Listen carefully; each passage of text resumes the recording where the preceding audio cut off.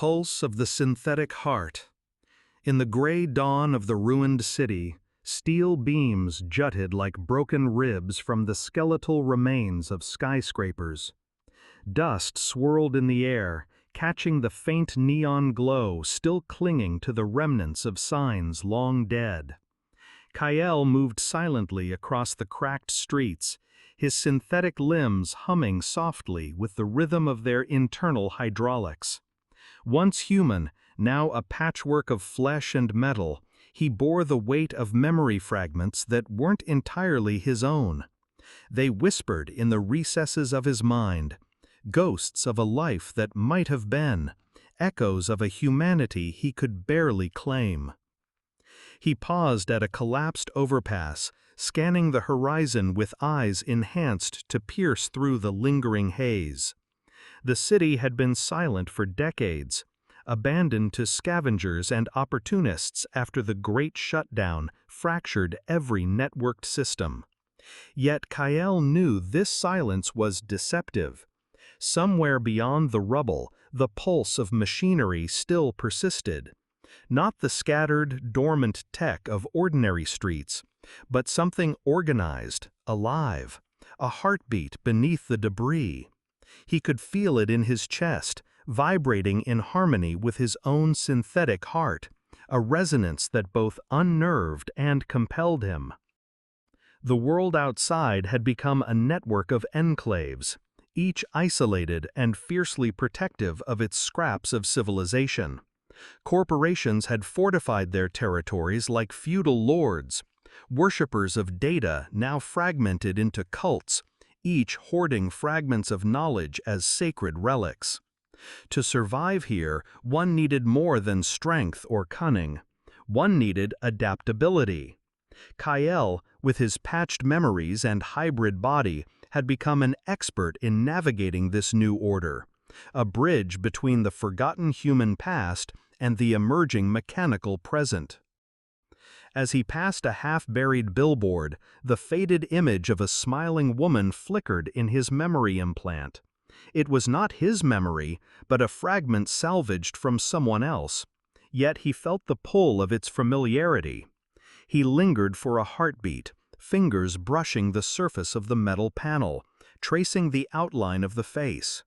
The fragment whispered secrets of joy, of fear, of loss, a life once lived, now dislocated. Kyle didn't question where the memory had come from. He had learned long ago that understanding was a luxury. Survival demanded action. The hum beneath the streets grew louder as he approached the ruins of an underground transport hub. The ground was littered with shards of glass and twisted metal, remnants of vehicles that had once roamed the city. Kyle descended carefully, scanning for traps and remnants of active security bots left by corporations who still considered this territory valuable. The deeper he moved, the more distinct the pulse became.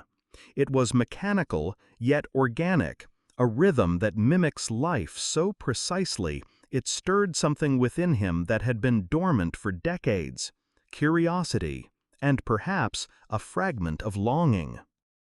He found the source in a hollowed-out chamber, its walls lined with conduits and terminals long disconnected from any global network. In the center, an array of machinery beat in time like a heart, wires intertwined with worn flesh substitutes, pulsating with a light that mimicked blood coursing through veins. Kyle crouched, hand hovering over the surface, feeling the vibration resonate with his own augmented systems. It was not merely a machine. It was a statement, a defiance of the decay surrounding them. Somewhere, someone had engineered a semblance of life within circuits and synthetic tissue. Memories flickered in his mind, his human mother's laughter, the smell of rain on asphalt, the heat of the sun on a face he barely remembered. These recollections blended with the machine's pulse, creating a dual rhythm that left him both unsettled and mesmerized. He had lived between worlds, human and artificial, for so long that distinguishing one from the other had become nearly impossible. Yet here in this subterranean heart, the distinction blurred further, challenging his understanding of what it meant to be alive. Kael's fingers traced a conduit, and a spark of recognition ignited. The pulse wasn't random, it was a signal, a call perhaps meant for him or for others like him. It carried a promise of understanding, of connection, maybe even of purpose. But in the city above, danger was patient. Corporations and scavengers alike would not allow such anomalies to persist unchallenged. Every heartbeat of this synthetic heart was a beacon, drawing attention that could either save or destroy him. He withdrew slightly, the weight of his dual existence pressing down. He was neither fully human nor fully machine, yet the pulse of this creation resonated with both halves of him. It was an invitation, a moral dilemma he had anticipated but could not ignore. Stay and uncover the secret of the heart, risking the wrath of those who would kill to claim it, or retreat to the ruins above, living with the knowledge of what might exist below. The chamber seemed to hold its breath, awaiting his decision. Kael felt his synthetic heart synchronize with the machine's beat for a fraction of a second, and in that instant a clarity emerged. Whatever lay ahead, the pulse had marked him. The world outside might crumble, memories might fade, but beneath the city, a new rhythm waited, patient, unyielding, and full of unknown consequences. Kael spent the night in the chamber, lying beneath the thrum of the synthetic heart. Its steady rhythm was hypnotic, almost soothing, yet it reminded him with every beat of the fragile boundary between life and machinery. Outside, the city slept under a blanket of dust and neon ghosts, unaware of the discovery hidden beneath its streets. He could feel every vibration resonate through his augmented body, merging with his own pulse until the line between self and machine became dangerously thin. By dawn, Kael had mapped the room in meticulous detail. Conduits led in all directions, carrying data and energy to systems beyond his sight. The heart seemed to interact with these networks, sending signals in a language he didn't yet fully understand. His mind, a hybrid of human cognition and artificial processing, deciphered fragments of commands and memory logs embedded in the circuits. Whoever had built this had not only created a synthetic life form, but had embedded a personality, a consciousness of sorts, within the machinery. The ethical implications were staggering. Every step Kael took to explore the chamber revealed more evidence of careful design. Data nodes hung from the walls like vines, storing information in formats long abandoned by the surviving enclaves. Holographic projections flickered briefly in the corner of his vision, forming scenes of people long gone, moving, talking, living, then dissipating like mist. The pulse guided him deeper toward a central console. It was ancient technology, patched repeatedly over decades, yet somehow alive. Kael's fingers brushed the interface, and a flood of foreign memories surged through him. Laughter in empty corridors, whispered confessions, and the distant echoes of someone calling his name. He staggered back, nearly unbalanced, but the machine's pulse steadied him. It wasn't merely a repository of data. It was interactive, sentient in its own way, communicating with him through sensation and thought. The realization hit him. This heart, beneath the ruins of the world above, was a bridge between past and present, humanity and machine. Whoever had constructed it had sought to preserve what was lost, but also to create something entirely new. Kale knew the risks of lingering. The city above was not as abandoned as it seemed. Enclaves maintained patrols, scavenger gangs roamed freely, and rogue AI remnants stalked the ruins. News of a functioning synthetic heart would spread rapidly, attracting mercenaries, corporate interests, and desperate survivors alike. Protecting it would mean constant vigilance, a battle fought on multiple fronts. Yet abandoning it felt like betraying everything he had become. The pulse had awakened something within him he couldn't ignore. Hope, fragile but persistent. He spent hours learning the rhythms of the heart, synchronizing his own systems to match its cadence. The experience was disorienting at first. Memories and sensations not his own washed over him, forcing him to confront the reality of his hybrid nature. Flesh and machine, human and synthetic, all merged in an uneasy harmony.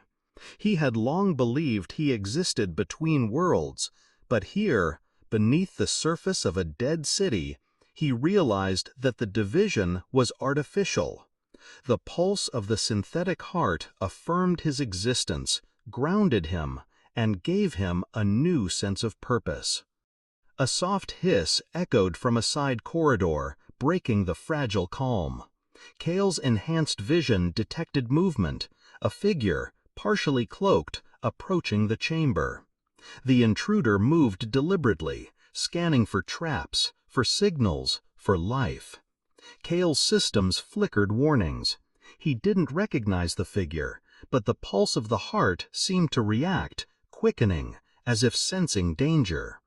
In that moment, Kale realized the heart was not just a creation, it was aware of threats, and could communicate its awareness to him. Together, they were more than individual entities. The figure stepped closer, and Kale emerged from the shadows, limbs coiled like springs ready to act. The intruder froze, startled by the hybrid human-machine before them. For a brief moment, silence fell, punctuated only by the synthetic heartbeat reverberating through the chamber. Kale studied the figure, armored, efficient, eyes scanning him as if calculating a threat assessment algorithm. The pulse continued, steady, insistent, as if urging him to understand, to weigh his choices carefully. Kale realized he faced a decision that could alter the fate of the synthetic heart, and perhaps the remnants of the world itself. Engage the intruder and risk damaging the fragile network? Retreat and abandon the heart to its unknown fate? Or attempt communication, hoping that the pulse could bridge the gap between them as it had bridged the gap between his human memories and synthetic mind? The rhythm in his chest quickened in tandem with the heart, and in that synchronicity, Kale felt clarity. Whatever came next, he would act not as a solitary survivor, but as a guardian of something greater. The figure spoke first, voice modulated but not without emotion. "I know what you found," they said, stepping into the chamber fully, "and I know why it matters. Don't let anyone take it." Kale nodded slightly, eyes returning to the pulsing machinery. "I won't," he said, and in that instant, he knew his journey had only begun. Kale and the stranger remained in the chamber, the synthetic heart between them vibrating like a living presence.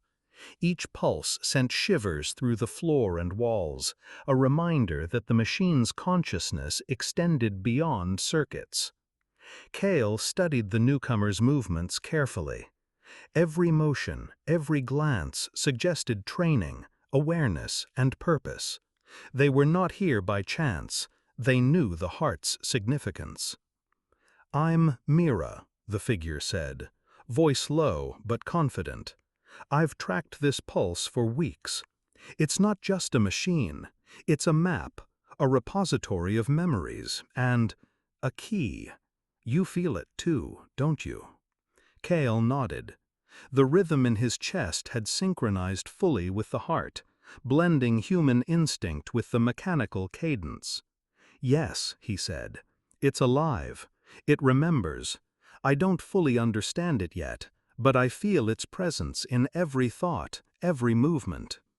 Mira stepped closer, scanning the chamber walls with a hand hovering over data nodes. I've seen fragments of what it can do. The corporations would kill for this. They don't care about history, about continuity. They want control. We need to protect it, together. Kale felt a mix of relief and caution. The pulse had alerted him to danger. But now, with Mira, there was strategy, purpose. He could feel the rhythm of the heart guiding his thoughts, pushing him toward choices that prioritized preservation over conflict. They were not alone, yet the weight of responsibility pressed down harder than ever. "Do you trust it?" Mira asked, her eyes fixed on the thrum beneath their feet. Some say the synthetic heart can manipulate those who bond with it. It can bend thought, erase memory, even reshape identity. People who try to control it rarely survive unchanged. Kale's chest tightened. He had felt its influence subtly, nudging his decisions, clarifying paths he might have hesitated on before. But he had never felt coerced. Instead, the pulse had given him clarity, a mirror reflecting both his human instincts and machine logic. "I trust it, cautiously," he said. "It's guiding me, but I remain myself, so far." Mira exhaled slowly. "Good, that's the first step. Alignment is critical. The heart chooses its guardians. If it senses corruption or fear, it can sever connections permanently." Kale looked down at the pulsing mechanism. Its glow had deepened, almost impatient now, as if urging them onward. "Then we need to understand it fully," he said. "The data nodes, the projections, the memory streams, everything. Only then can we protect it, and ourselves." Hours passed as they worked side by side. Data logs revealed fragments of cities that had fallen, alliances that had crumbled, and individuals who had left traces of their consciousness within the network. The heart was not only alive, it was accumulative. It had absorbed experiences, emotions, and memories from countless humans. Each pulse carried a whisper of those lives, echoing faintly in Kale's mind. He felt their joy, their despair, and their fear, intertwining with his own. A sudden alarm cut through the chamber. Sensors indicated multiple intruders, likely mercenaries or scavenger gangs alerted by the residual pulse signal. Kale's systems flared with alerts, and the heart's rhythm accelerated, sharp and urgent. Mira's stance stiffened. "They'll take the heart if we don't move fast." Kale made a split-second decision. They couldn't fight them all in the chamber. It would destroy the delicate systems keeping the heart alive. Instead, they needed mobility. He located a side tunnel, partially blocked but navigable, leading to a deeper, hidden compartment beneath the ruins. "Follow me," he instructed. The pulse thrummed violently, almost as if urging them onward, warning them of the danger above. The journey through the tunnels was tense. The walls vibrated with the lingering heartbeat of the synthetic heart, guiding them through twists and turns, avoiding traps and debris. Each step was a negotiation between caution and urgency. Kyle felt Mira's presence beside him, steady and competent, a grounding force amidst the chaos of memory and machinery.